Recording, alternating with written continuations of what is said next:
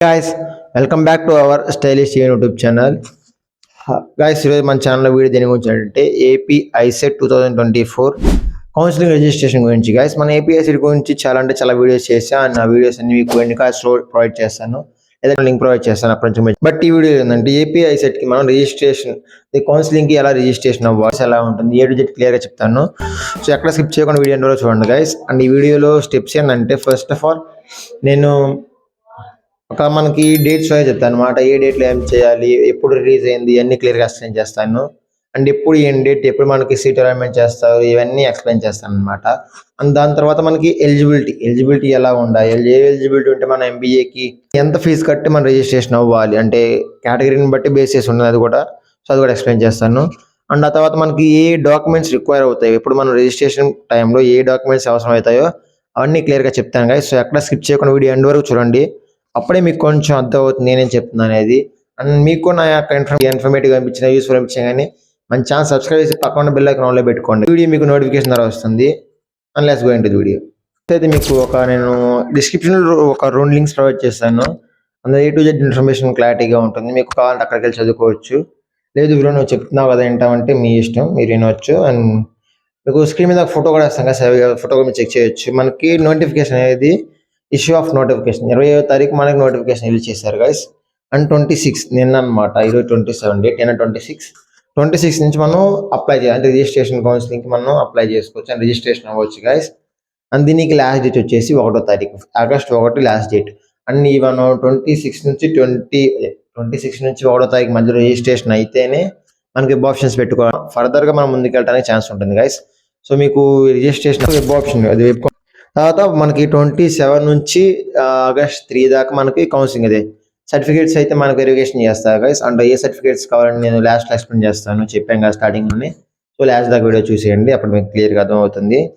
And 2వ తారీఖు August 2 ఏంటంటే ఎవరైతే స్పెషల్ కేటగిరీ పర్సన్స్ ఉంటారో, ఫర్ ఎగ్జాంపుల్ కొంతమంది స్పోర్ట్స్లో బెస్ట్ ఉంటారు, ఎన్సీసీ, అంటే డైరెక్ట్గా విజయవాడలోని ఆంధ్ర లయోలా కాలేజ్కి వెళ్ళి మీరు డైరెక్ట్గా వెరిఫికేషన్ చేసుకోవాల్సి ఉంటుంది గైస్. అండ్ రిమైనింగ్ వాళ్ళకి ఆన్లైన్ వెరిఫికేషన్ అయిపోతుంది. అండ్ 4వ తారీఖు వచ్చేసి వెబ్ ఆప్షన్ 4వ తారీఖు రిలీజ్ అవుతాయి మనకి. 4వ తారీఖు నుంచి 7వ తారీఖు మధ్యలో మన వెబ్ ఆప్షన్స్ అనేది పెట్టుకోవచ్చు, చూస్ చేసుకోవచ్చు. అంటే వెబ్ ఆప్షన్స్ అంటే మనకు వచ్చిన ర్యాంక్ బట్టి ఏ కాలేజీలో మనకి సీట్ వస్తుంది, ముందు మన ప్రిఫరెన్స్ మనం ఇవ్వాలి. ఆ కాలేజీలో సీట్ వస్తుందా లేదా అనేది వాళ్ళు డిసైడ్ చేస్తారు. అండ్ ఆ తర్వాత మీరు వెబ్ ఆప్షన్ ఎన్ని కాలేజీనా పెట్టుకోవచ్చు, లిమిట్ అనేది ఏం లేదు, 1, 2, 3 ఎన్నైనా పెట్టుకోవచ్చు, అది మీ ఇష్టం. బట్ అది మీరు మెయిన్ గుర్తుపెట్టుకోవాలి ఏంటంటే, మీ యొక్క ర్యాంక్ని బట్టి మీరు చూస్ చేసుకోండి, కానీ పెద్ద కాలేజీలు చూస్ చేసుకోండి. మీకు వచ్చిన ర్యాంక్ మంచిదైతే మంచి కాలేజీలో సీట్ వస్తుంది, లేదంటే లేదు. అండ్ తర్వాత 8వ తారీఖు గైస్ మన వెబ్ ఆప్షన్స్ చేంజ్ చేసుకోవచ్చు. ఒకవేళ అనుకోకుండా పెద్ద కాలేజ్ పెట్టాం, తర్వాత ఎవరు చెప్పారు ఆ కాలేజ్లో సీట్ రాదా, వేరే కాలేజ్ పెట్టుకోవాలని. సో అలాంటప్పుడు మీ వెబ్ ఆప్షన్ మనం చేంజ్ చేసుకోవాలనుకుంటే మాత్రం 8వ తారీఖు చేంజ్ చేసుకోవచ్చు గైస్. 8వ తారీఖు 8 తర్వాత మనకి ఛాన్స్ ఉండదు, వెబ్ ఆప్షన్ అనేది క్లోజ్ అయిపోతుంది. అండ్ 10వ తారీఖు మనకి ఫస్ట్ ఫేజ్లో మనకి సీట్ వచ్చిందా రాదని మన 10వ తారీఖు సార్ గైస్ మనకి ఇచ్చిన ఈమెయిల్, ఫోన్ నెంబర్ మెసేజ్ వస్తుంది, మీకు పలానా కాలేజ్లో సీట్ వచ్చింది అని. అంటే మనకి సీట్ అలాట్మెంట్ చేస్తారు మనకంటే ఎవరికైనా కానీ 10వ తారీఖు. అండ్ ఫస్ట్ ఫేజ్లో సీట్ రాకపోతే ఏం కంగారు పడమాకండి, సెకండ్ ఫేజ్ కూడా ఉంటుంది. అప్పుడు మీరు సేమ్ ప్రాసెస్ ఉపయోగించుకొని మళ్ళీ మీరు సీట్ అనేది తెచ్చుకోవచ్చు కాలేజీలో. బట్ అదొక ఇంకో మంచి టైం పడుతుంది, అంత మించి మనకి పోయేది ఏం లేదు. 10వ తారీఖు మనకి సీట్ వచ్చినాక మనకి ఏ కాలేజ్ సీట్ వచ్చిందో ఆ కాలేజీకి మనం 12, 16 తారీఖు, ఆగస్ట్ 12, 16 తారీఖు మధ్యలో వెళ్ళి మనం ఆ కాలేజ్ రిపోర్ట్ చేయాలి గైస్. మన ఒరిజినల్ సర్టిఫికేట్స్ అని తీసుకెళ్ళి అక్కడ రిపోర్ట్ చేయాలి. సార్ నేను పలానా నుంచి వస్తున్నాను, సీట్ కౌన్సిలింగ్ నాకు ఈ సీట్ వచ్చింది సార్ అని వెళ్ళి మీరు అక్కడ రిపోర్టింగ్ చేయాల్సి ఉంటుంది గైస్. అప్పుడు వాళ్ళు ఓకే చేస్తారు, అంటే అప్పుడు మీకు ఒక సీట్ ఓకే అవుతుంది. అండ్ తర్వాత మనకి 12వ తారీఖు డైలీ క్లాసెస్ స్టార్ట్ అయితే ఎవరైతే 16వ తారీఖు తర్వాత లోపు వెళ్ళరో వాళ్ళు ఏంటంటే సీట్ క్యాన్సిల్ అయిపోతుంది.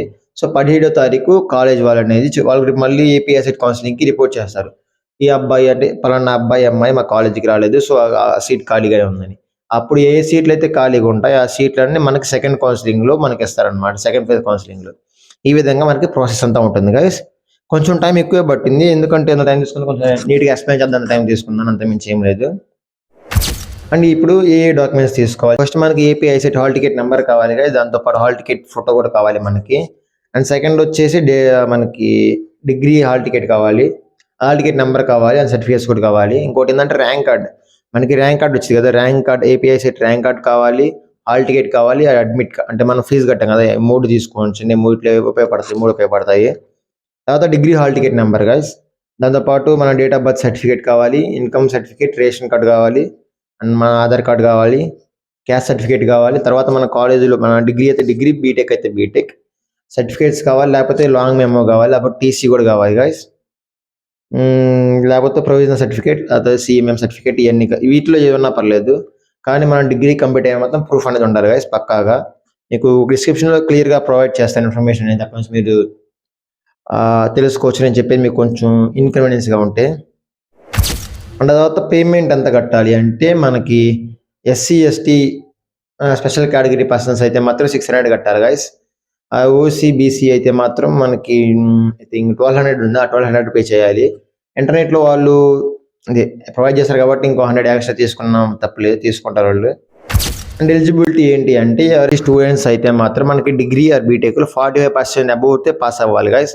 పాస్ అయితేనే మనం ఆ కాలేజ్లో జాయిన్ అవ్వడానికి మనకి ఎలిజిబిలిటీ ఉంటుంది, లేకపోతే మాత్రం ఎలిజిబిలిటీ ఉండదు.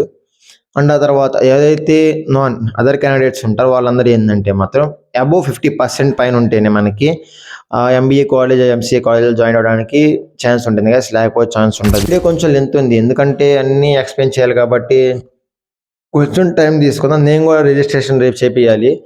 నేను రిజిస్ట్రేషన్ చేయించినాక మీకు ఏమన్నా డౌట్స్ ఉంటే కింద కామెంట్ చేయండి. నేను పర్సనల్గా ఎక్స్పీరియన్స్ చేసి ఉంటాను కాబట్టి తెలుస్తుంది నాకు ఏది ఎలా చేయాలనేది. సో ఈ వీడియో మాత్రం మీకు ఇన్ఫర్మేటివ్ అనిపించినా కానీ, కొంచెం యూస్ఫుల్ అనిపించినా కానీ మన ఛానల్ సబ్స్క్రైబ్ చేసి పక్కన ఉన్న బెల్ ఐకాన్ ఆన్లో పెట్టుకోండి గైస్. అండ్ ఎవరైతే మీ ఫ్రెండ్స్ ఇంకా తెలియడం ఉందో వాళ్ళకు కూడా షేర్ చేయండి. చాలా ఇంపార్టెంట్ వీడియో. ఎక్కడైనా తప్పులు చెప్పుంటే మాత్రం సారీ గైస్, కింద కామెంట్ చేయండి, నేను తెలుసుకుంటాను ఎక్కడ తప్పు చేశాను అనేది. అండ్ ఇప్పటిదాకా చూసినందుకు love you so much. Thank you all. By by now.